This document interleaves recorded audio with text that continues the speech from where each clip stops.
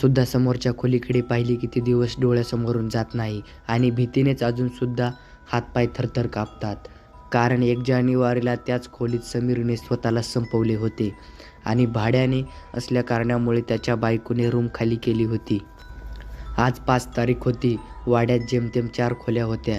त्यात 2 सुरुवातीच्या होत्या आणि शेवटच्या 2 होत्या. त्यात माझी आणि समीरची रूम समोरासमोर होती. सतत कामात असणारा तो समीर जास्त बोलत नसे आणि नेहमीच बाहेरगावी जास्त असायचा. पण बायकोचे आणि त्याचे बहुतेक कधीच पटले नसावे, म्हणून त्याने स्वतःला संपवले असे. त्याची ती खोली निःशब्द, शांत, निश्चित असायची.